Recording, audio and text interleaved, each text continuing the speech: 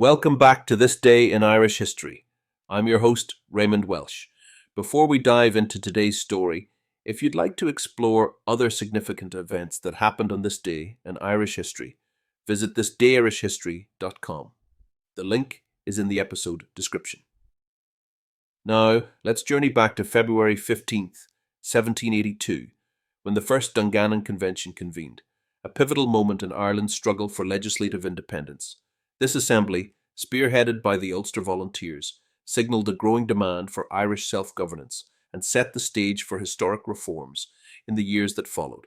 The Ulster Volunteers were originally formed as a local militia to defend against potential invasion during the American Revolutionary War.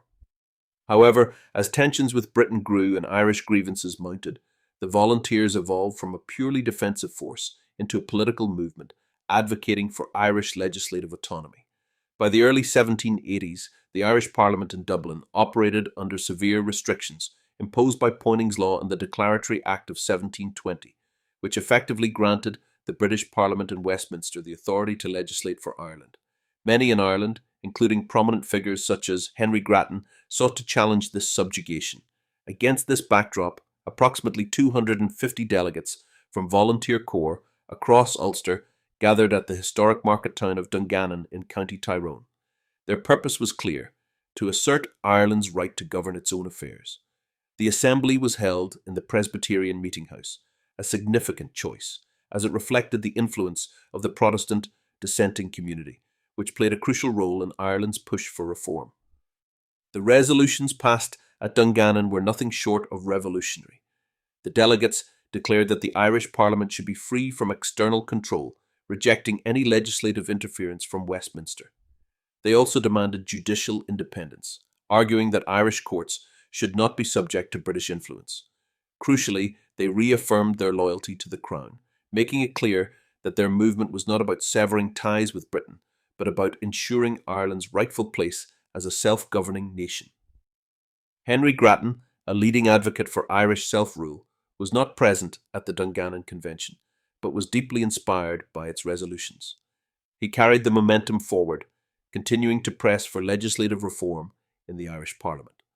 The Convention's demands resonated widely, gaining support among both moderate reformers and those who sought more radical change. The impact of the Dungannon Convention was immediate and profound. Later that year, in what became known as Grattan's Parliament, Westminster relented and repealed the Declaratory Act, granting Ireland legislative independence in 1782.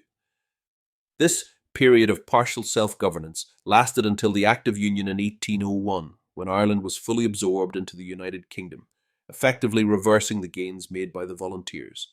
The Dungannon Convention remains a landmark event in Ireland's constitutional history. It demonstrated the power of organised political activism and set a precedent for future movements advocating for Irish sovereignty. While full independence would not be achieved for another century and a half, the spirit of 1782 echoed in the struggles of later generations. Thank you for joining me on this journey through Ireland's rich past. Please like and subscribe, and until next time, I'm Raymond Welsh. Slán go fóill.